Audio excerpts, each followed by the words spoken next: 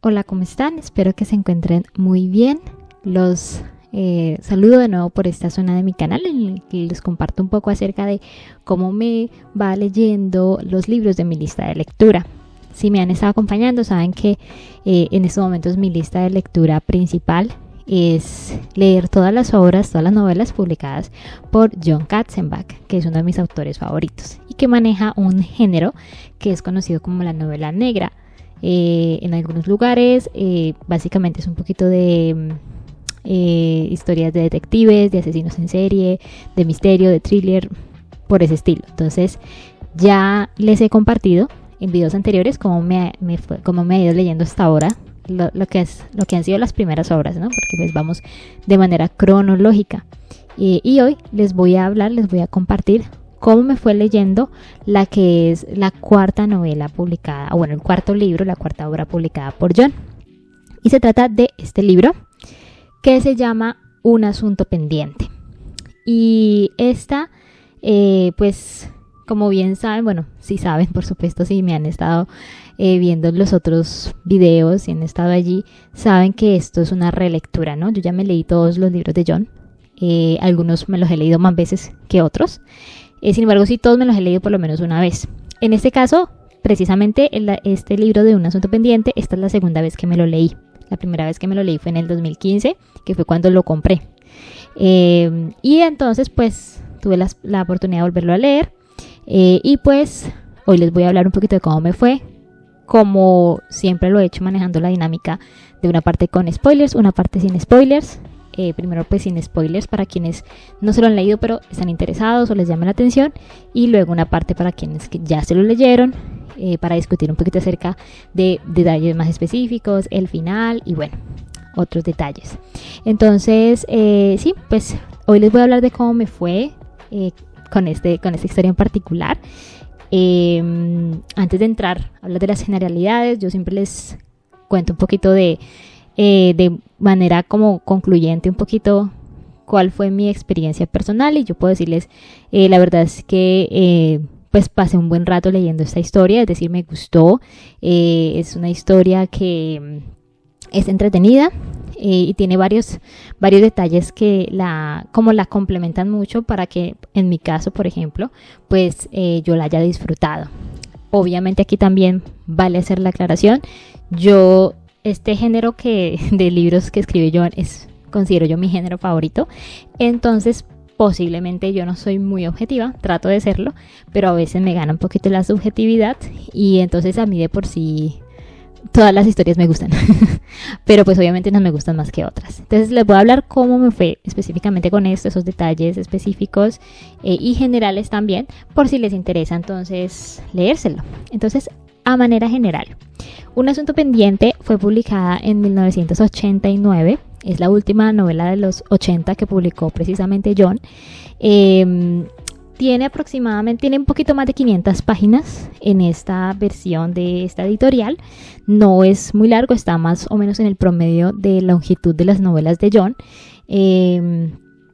Y pues, ¿de qué trata? Bueno, esta historia trata de una pareja de esposos, se llaman Megan y Duncan. Ellos tienen una familia, pues se podría decir perfecta. Llevan casados muchos años, tienen 3 hijos, una pareja de gemelas que está a punto de cumplir 18 años y un niño que se llama Tommy. Sí, o sea, es como la familia, la epítome de la familia perfecta, pues estadounidense, que uno ve muchas veces en las películas. Sin embargo, pues toda esa rutina perfecta que ellos llevan, un día se ve interrumpida cuando pues aparece en sus vidas una persona de su pasado, una persona que ellos no esperaban que apareciera, una persona que llega básicamente a ponerles de cabeza todo. Más, o sea, no es cualquier cosa, sino que de verdad amenaza al bienestar de no solamente de Megan y de Duncan, sino de sus hijos, que pues para ellos son lo más valioso. Entonces eso es como la sinopsis, considero yo, lo más general que les puedo decir, sin entrar en muchos detalles. ¿Qué pasa? Que esta persona que llegó del pasado, que volvió del pasado, es una mujer, se llama Olivia, y ella sabe algo de ellos y ella tiene un asunto pendiente con ellos, que pues de allí viene el título en español. Y entonces ella viene y aparece de nuevo en las vidas de ellos con el fin de cobrársele ese asunto pendiente. En inglés el libro se llama Day of Reckoning, y Day of Reckoning es como el día del ajuste de cuentas. Entonces, o sea, pues no es literal la misma traducción, pero el sentido de lo que significa pues está allí, ¿no? Es básicamente esta señora Olivia llega del pasado y llega a cobrarse algo que sucedió en el pasado, un evento muy particular. Y entonces básicamente eso es lo que nos encontramos, eso es como el centro, bueno, de eso es lo que se trata esta novela. La novela está dividida en partes, son 12 partes en total. Sin embargo, es una historia que considero yo que, viniendo de las otras historias de John, esta historia es muy contenida, en el sentido de que todo pasa en el transcurso de menos de una semana. Literal, la historia empieza el martes por la tarde y termina el domingo. Entonces, todo sucede en menos de una semana. Sin embargo, pues John hace una labor de narración en la que nos cuenta qué va pasando, precisamente el martes en la tarde, el martes en la noche, el miércoles en la mañana, o sea, divide todas las partes vienen divididas, es como por franjas horarias, y nos cuenta a mucho detalle qué es lo que está sucediendo en este proceso, pues, y en esta trama. Pero entonces digo, es muy contenida precisamente por eso, porque es una trama que transcurre en menos de una semana y todo está muy enfocado en esta situación en particular que le está sucediendo a esta familia. No hay muchas fuerzas externas o no hay muchos, digamos, personajes que entren de pronto a jugar. No, la verdad es que todo está como muy allí en medio de lo que le pasa a la familia y a Olivia y a sus secuaces. Entonces, me parece muy interesante eso, porque pues venimos de historias en las que, por ejemplo, lo que está en riesgo puede que sea mucho mayor, por así decirlo. En el caso, por ejemplo, de Al calor del verano, que fue la primera novela de John, en ese caso era un periodista y un asesino que se comunicaban y que el asesino estaba matando gente en Miami. Entonces todas las autoridades estaban allí y bueno, estaba esa situación. En el caso de Retrato en sangre es algo similar, es un asesino en serie y pues nos encontramos a una detective detrás de ese asesino en serie y entonces es algo como más, como que los riesgos o algo es más global o es más como que no está tan direccionado a alguien en particular. En este caso, esta historia, o sea, las autoridades, considero yo, o sea, no están tan metidas en el cuento, es decir, no hay un detective como tal o no está como toda la prensa, no, sino que toda la historia gira en torno a ese asunto, ese ajuste de cuentas que Olivia tiene en contra de Megan y de Duncan. Entonces, todo va muy dirigido a ellos. Entonces, es diferente en cuanto a eso es la diferencia de las otras novelas de John que he leído hasta el momento. Entonces me parece chévere porque pues no cae uno de pronto en la dinámica de decir, no, pero se está repitiendo lo mismo, no, sino que eso ya lo diferencia. Entonces eso me gustó. En cuanto a personajes, como les mencionaba, está obviamente la familia de Megan y de Duncan. Ellos pues son personas ya maduras, llevan casados más o menos más de 15 años, llevan casados.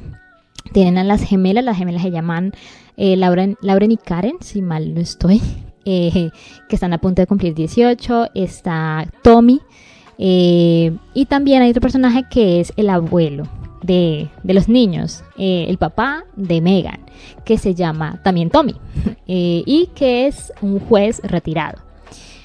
Eso es por el lado de la familia de Megan y de Duncan. Y por otro lado, pues obviamente está la que en este caso es nuestra villana. Esta es la primera vez en la que John usa una mujer como la villana de la historia, que se llama Olivia. Aunque pues en el pasado tenía un alias que era Tania. Y sus secuaces, que son Ramón y Bill Lewis. Que Bill Lewis también viene del pasado. De todo lo que viene del pasado, o sea, también hace parte del ajuste de cuentas, por así decirlo, sí. Entonces básicamente ellos son los personajes, no hay más personajes, o sea, por eso les digo, siento yo que es muy muy contenida la historia. Y eso es en cuanto a personajes. En cuanto al desarrollo de la historia, como les mencionaba, el hecho de que nos detallen qué pasa en las diferentes franjas horarias, uno tiene acceso como lector a todo lo que está sucediendo, eso me parecía chévere. Aparte de eso, la historia como tal está narrada en tercera persona, pero en diferentes puntos se enfoca desde una perspectiva diferente. Entonces a veces se enfoca desde Megan, qué está pasando con Megan, qué está pasando con Duncan, con las gemelas, con Tommy, con los malos. Entonces uno ve de manera muy global qué está pasando en todo lado. La premisa como tal a mí me parece interesante. Es una forma muy, muy particular de retratar cómo muchas veces lo que nosotros hacemos en el pasado, por más que uno piense que está en el pasado, muchas veces viene al presente a perseguirlo, que es precisamente lo que les pasa a Megan y a Duncan. Además de eso, me gusta mucho la dinámica en este caso, como les mencionaba, hablando de las otras obras de John. En El calor del verano hay una dinámica muy particular entre el asesino y el periodista. Esa comunicación que se establece es una dinámica bien, bien chévere. Cuando vemos en Retrato en Sangre hay varias dinámicas, pero pues me parece bastante interesante la dinámica que se crea entre el asesino en serie y su acompañante. Para los que no se han visto ese video, para que vayan y se lo vean, porque pues ahí les estaría dando spoilers, pero no voy a mencionar más. Entonces siempre hay como una dinámica muy particular relacionada al asesino. En este caso la dinámica, y me parece muy interesante, es eso, que la dinámica en este caso es precisamente esa relación que hay desde el pasado de la villana con nuestros protagonistas, que serían Megan y Duncan. Y el hecho de que en esta ocasión nuestros protagonistas pues no están solos, porque en las veces anteriores yo siempre decía, y siento que esto es algo que puede ser muy común en las historias de John, muchas veces el protagonista es una persona que es muy solitaria. Es muy solitaria, ha perdido a su familia, o sí, o sea, como que sí, entonces eso las hace como más vulnerables. En este caso me parece bien particular porque es una pareja, es un matrimonio, es Megan y Duncan, los dos se tienen al otro, los dos saben qué fue lo que pasó en el pasado y por qué se las están cobrando ahora, pero aparte de eso también tienen a su familia, a las gemelas, al niño y al abuelo. Entonces es toda una familia la que se está viendo atacada, pero también es toda una familia la que está en ese proceso de enfrentarse al ataque. Entonces eso me parece también chévere, me parece que es una dinámica bien particular. Y pues sí, entonces más o menos eso es lo que les puedo contar así generalmente. Lo que les digo, a mí la historia me entretuvo, es una historia que no es, a mí no me generó pues como de pronto cansancio, en el sentido de que yo la disfruté, me pareció entretenida. Como les digo, hay muchos detalles que dan para que la historia de verdad lo tenga uno allí como un poquito en suspenso, cómo va a terminar. Entonces a mí me gustó, yo la disfruté. Los personajes son muy humanos, la verdad es que es muy fácil, o sea, como que uno pensar o imaginarse de pronto que estar en el lugar de esa situación. Entonces es fácil como conectar también con ellos y sí, entonces la verdad es que a mí me gustó la villana. Tiene unos objetivos pues que para ella son muy claros, la verdad. Me gusta pues que obviamente al ser la primera mujer que John usa como villana en una de sus obras, me parece que es una mujer que es fuerte, que obviamente sí tiene muy claro qué es lo que quiere, tiene una venganza muy bien planeada y pues es implacable en ese sentido, o sea, ella de verdad está pero decidida a cobrarse su asunto pendiente. Entonces sí, la verdad es que sí, a mí me gustó, pasé un buen rato leyéndola. Entonces antes de pasar a la parte con spoilers, les dejo la recomendación si les interesa. Si ustedes son fans de John y no se lo han leído, pues invitados a que se lo lean, porque la verdad es que siento yo que o sea, cae muy bien en el proceso pues de lectura con él de todas sus obras, es decir, encaja en el tipo de obras que él maneja. Y lo que yo digo, pues es entretenida, entonces, pues, y se lee fácil, ¿no? Entonces, que eso es importante, ¿no? Que no sea muy tediosa. No, esta historia a mí no me pareció tediosa. Entonces ahí se los recomiendo. Igual les voy a estar dejando los links por si les interesa adquirir el libro. Entonces ahora sí vamos a hablar un poquito acerca de los spoilers de esta historia.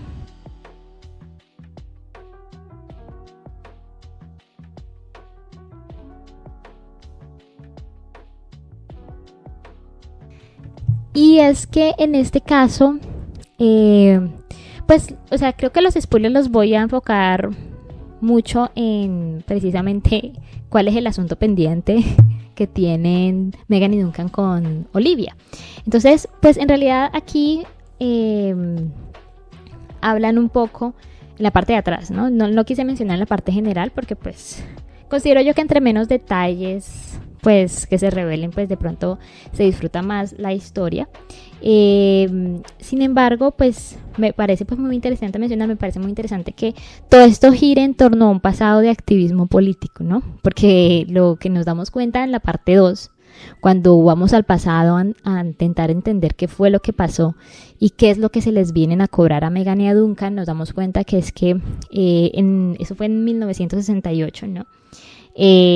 Megan y Duncan fueron parte de un grupo de activistas políticos que se llamaba la Brigada Phoenix, que era liderada por Olivia, que en ese entonces le decían Tania. Y pues me parecía muy interesante cómo nos ponen en ese contexto de que especialmente Duncan tenía un interés bastante grande en tratar de hacer activismo en medio de todo lo que estaba pasando en ese entonces en Estados Unidos por la guerra de, si no estoy mal, era la guerra de Vietnam, que en ese momento estaba activa. Y pues que en medio de todo eso, pues obviamente él era como que en algunos momentos del libro lo menciona, que como que unos hippies, y entonces hacían marchas y manifestaciones, pero que había llegado al punto en el que pues nada de eso estaba funcionando para llamar la atención. Y entonces Duncan había conocido a Olivia, que pues era como una mujer que pues en ese entonces pues también estaba joven, todos ellos estaban como en la universidad.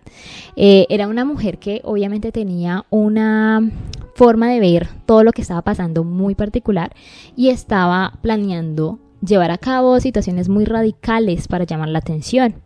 Megan, obviamente en ese entonces Megan y Duncan pues eran novios. Megan no estaba tan de acuerdo con las ideas de Olivia, pero pues por seguir a Duncan pues se volvió parte de la Brigada Phoenix.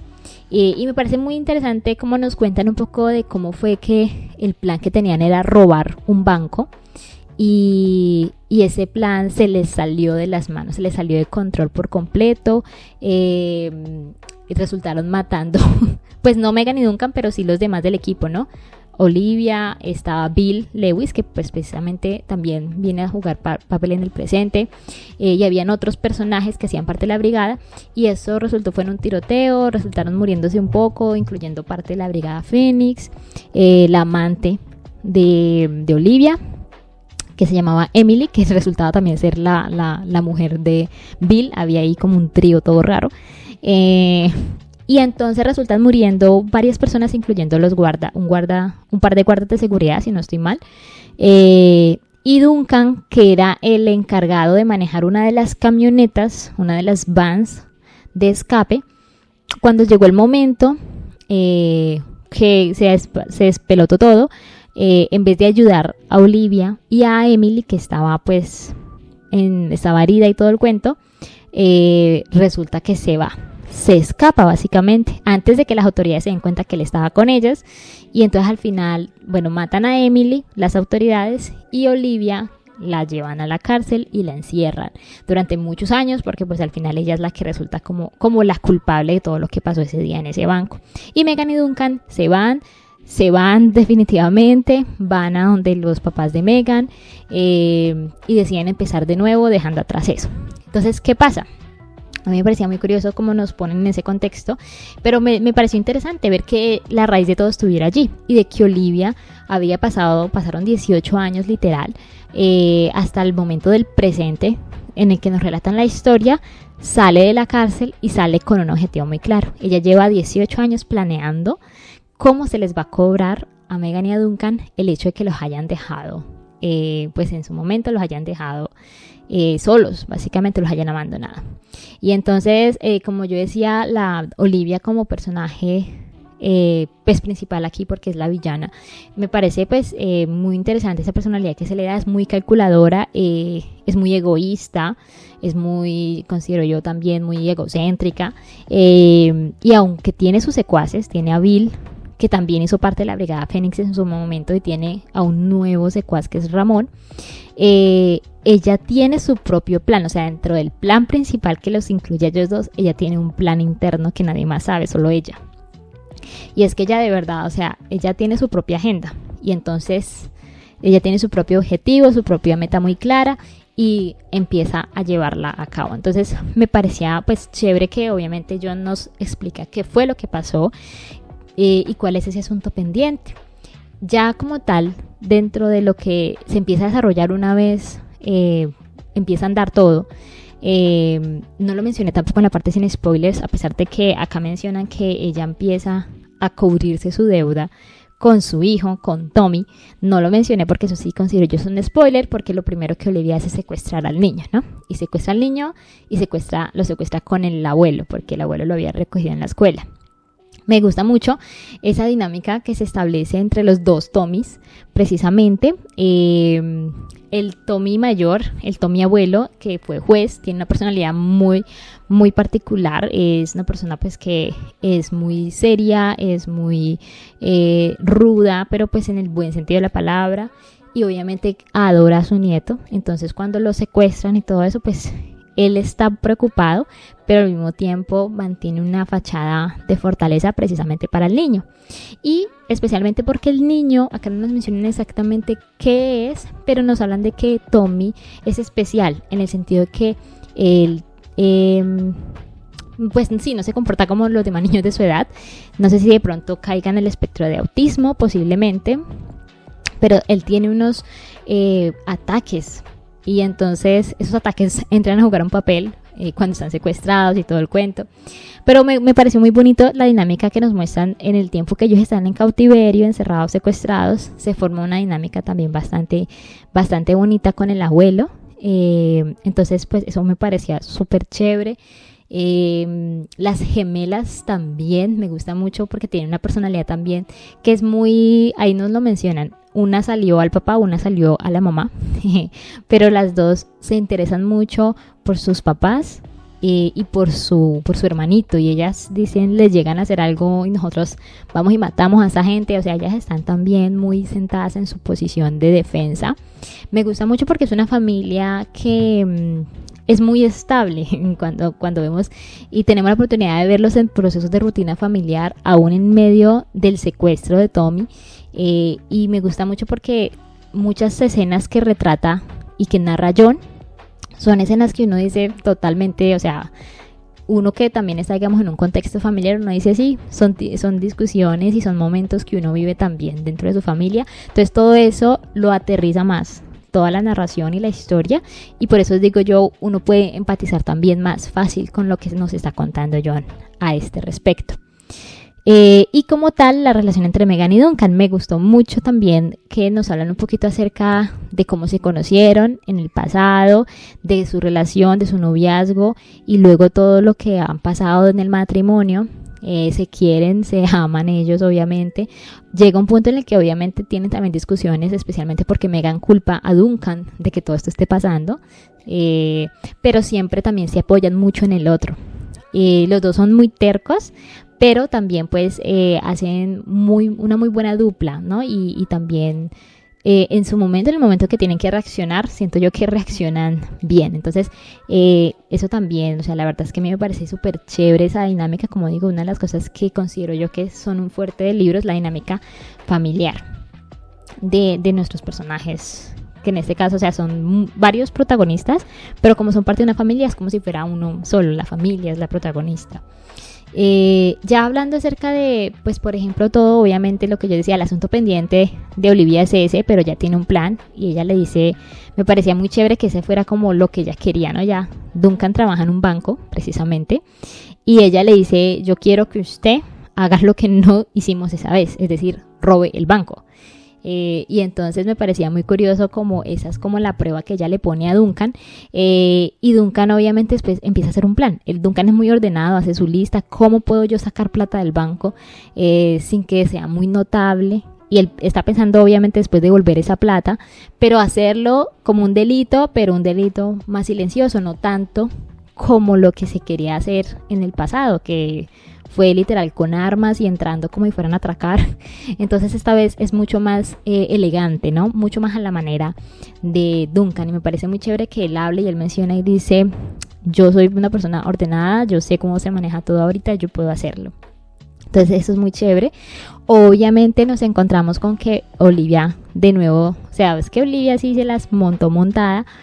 Porque ellos recogen la plata, pero Olivia se lleva la plata y no les devuelve al niño. Entonces ella tiene otro plan. Pero me parece muy chévere porque ahí donde tanto Megan como Duncan dicen, no, nosotros no podemos confiar en esta vieja, en esta señora, nos toca a nosotros mismos hacer el proceso. Y como Megan, aprovechando que es una agente inmobiliaria, encuentra el lugar en el que Olivia tiene al abuelo y al niño, y como junto con las gemelas arman un plan para emboscarlos y los emboscan. Bueno, todo ese tema, esa escena que eso ya se hace al final precisamente de cómo los emboscan y se da un enfrentamiento ahí, muere Ramón, muere Bill,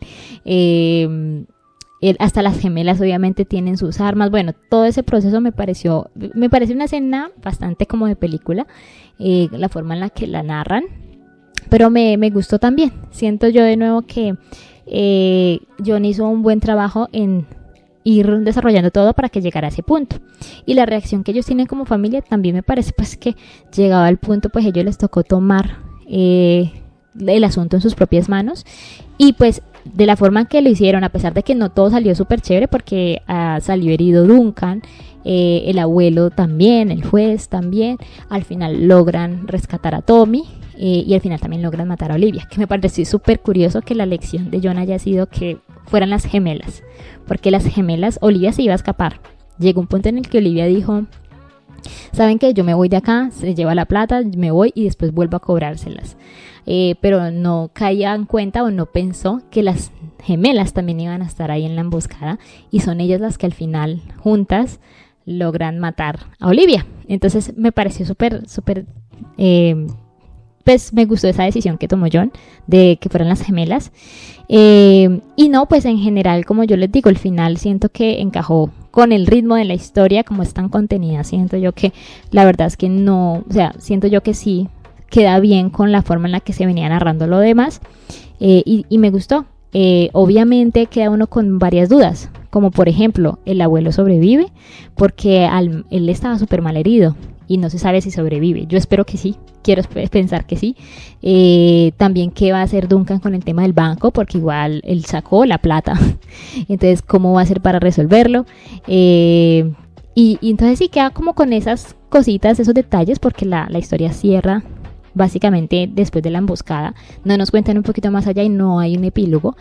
Pero en general yo quedé satisfecha de todas formas con la historia. Entonces, ya como para terminar, nada, simplemente, como les digo, yo la recomiendo. Si les interesa, si les gusta este tipo de historias, totalmente recomendado. Ahí me cuentan si ustedes ya se lo leyeron o si lo tienen planeado leer. Si ya se lo leyeron, me comentan qué les pareció. Y nada, pues seguimos en la lista de lectura de John. Por ahí los estoy viendo en la próxima historia. Chao.